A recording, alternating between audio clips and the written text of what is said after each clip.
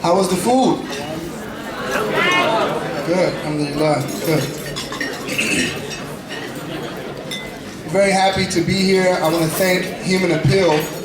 A'udhu billahi minash shaitanir rajim. Bismillahirrahmanirrahim. La ilaha illallah. Ashhadu an la ilaha illallah wa ashhadu anna Muhammadan abduhu wa rasuluhu sallallahu alayhi wa sallam. Very excited to be here, and I want to thank Human Appeal for the work that they're doing.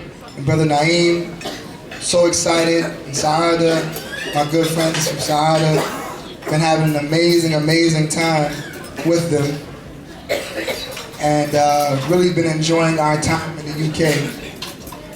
And I want you to say congratulations to one of my best friends. He's getting married this Saturday. Nordine, you want to stand up for a second? Just he got you, man. He's getting married this Saturday, inshallah. We'll make dua for him. Nordine, Shahad, getting married. Inshallah. Anybody else getting married? You back, right? Tonight? No? Okay. So this poem right here, I had a conversation with a gentleman, and he wasn't Muslim, and this is kind of what I got from the conversation.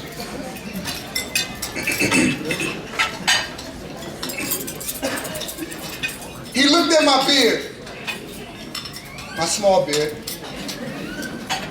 and he asked if I was trying to be Amish. I said no. I'm just paying homage to Muhammad. Peace and blessings be upon him. And you can tell that he was influenced by the media, so he didn't make a comment. I asked him, do you know this man whose presence was greater than a comet? Who spoke words that was direct, no comic? Who spoke words that came from God that sound like poetry but was far from a sonnet? But how can you explain the Quran when it came through a man who couldn't read nor understand phonics? He was nothing short of a miracle. And I know you watch the news, and the pundits are hysterical. And they speak with so much insanity that they increase more hatred and fear guaranteed. But now you get a chance to hear it from me, if you are willing to listen. And this is not an attempt to change your religion, but wouldn't you like to hear my opinion of this man, Muhammad? Peace and blessings be upon him. The greatest man to ever live, if you studied him. But how can we have a true conversation if you have no education and don't care to learn? If you haven't studied both sides to uncover the truth and the lies, then you are as bad as the one who is doing the spreading. Do you really believe their description of Islam? Stonings and beheadings, no Christmas, no pork, oppressive multiple weddings.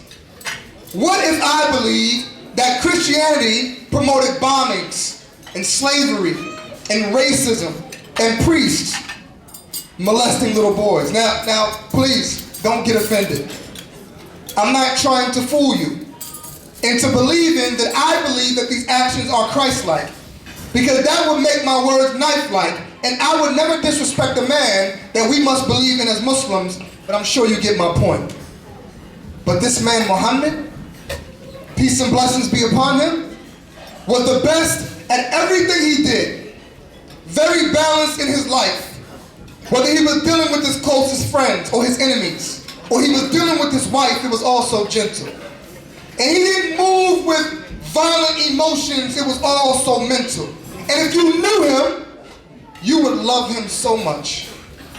And to hear stories about this man, you would be so touched. But instead, when you think of him, you think of 911. So let me give you the 411. This man would have given you love even though you showed so much hate. He would have prayed that God would have changed your fate.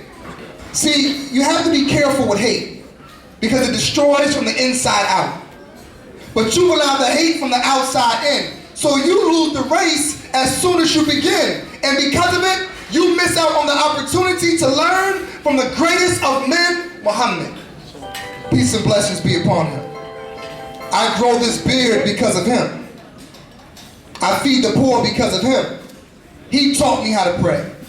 And when I need to talk to Allah, he taught me what to say. He taught me the importance of patience. Everything gonna be okay. And he taught me that today could be my last day. And he taught me to strive for heaven, because that is the only way. So are you telling me that they told you to hate this man who showed love to his elders and his young, who never said an evil word off of his tongue, who had the power to destroy anyone who he liked, but instead he prayed for them and asked for Allah to save their life? Now, does that sound like a man that you shouldn't like? Does that sound like a man that you should fight? Or does that sound like a man that is full of light? A child isn't always a reflection of their parents, nor are followers of their prophets. And of course, that's apparent. But you study him, and you will see that you should not blame Muhammad, peace and blessings be upon him, nor should you blame Islam. You should blame me and other followers of this religion who allow our lower desires to blind us. But when we are looking to return to the path of God in Muhammad's footsteps, you will find us, the greatest man to ever live, if you just took the time to learn. See, mercy is given when it is earned. When daughters were being buried, he taught that heaven lies at the feet of the mother. When racism was so strong, he taught that it is about your faith and not your color. And you can truly never be a believer if you don't want for yourself the same thing that you want for your sister and your brother. He fought for women's rights, for animal rights, for human rights. Not because it was cool, but because it was the right thing to do. But you can believe what you want. That right is up to you. But at least try to base your opinion off of what's true. And I thank you for listening. And may God bless you. Thank you.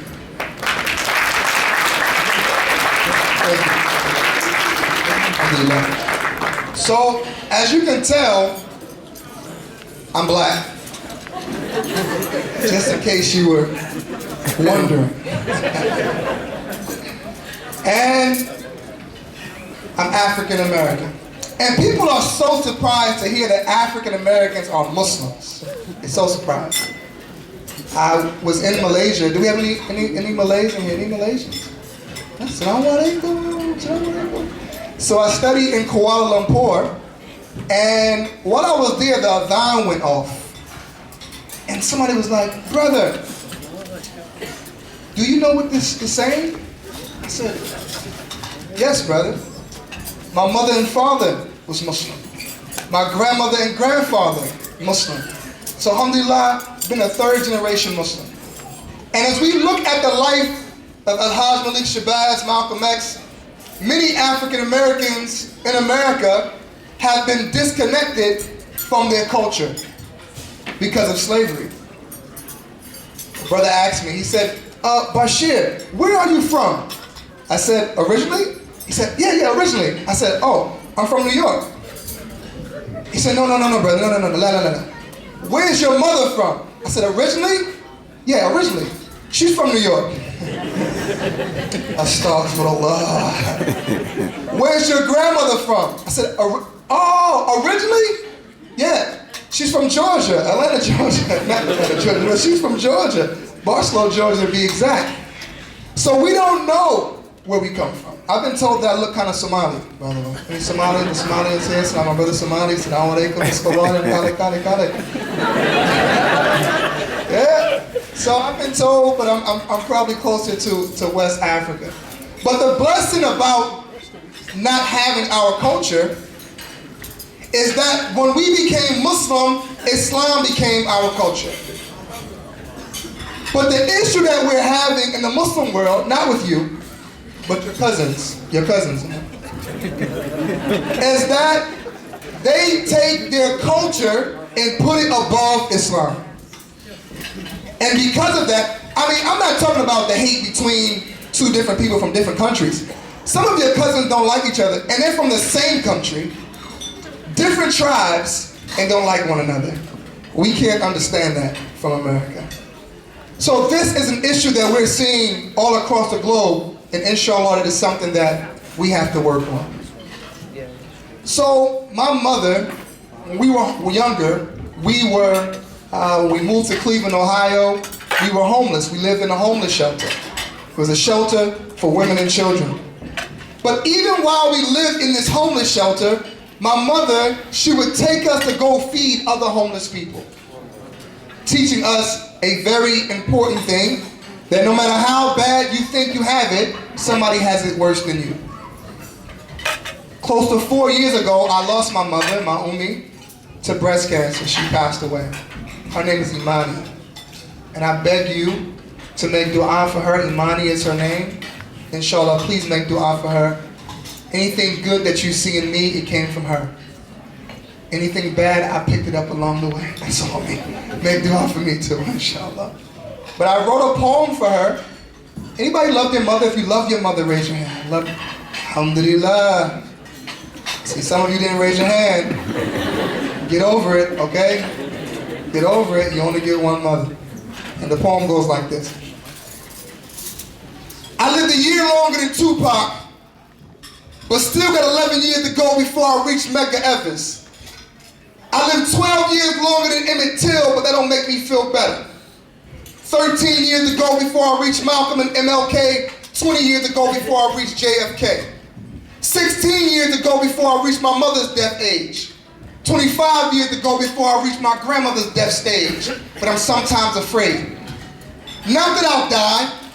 I'm afraid I won't achieve the goals that I sent to the sky. Tears come from my eyes to water the earth. Because 29 years ago was my birth and we both cried. Me and my Umi. Because we both hurt. Hurt from pushing, me from leaving what I knew first. See, you call it the dark, but I call it the light. You say I was alone, I was quite all right. I'm a little past the speed limit. Sometimes things are clear, other times it seems tinted. I'm not an owner, I'm only a tenant. I know it's been some years, but it seems like it's been only a minute. And I don't know if I have a second or a minute until I'm finished. I just know I'm gonna enjoy it while I'm in it. And when I return for questions to Allah who already knows the answer, but I got questions too, God. Why my mother had to die from cancer? But it's a blessing, at least she died a martyr, she in heaven now.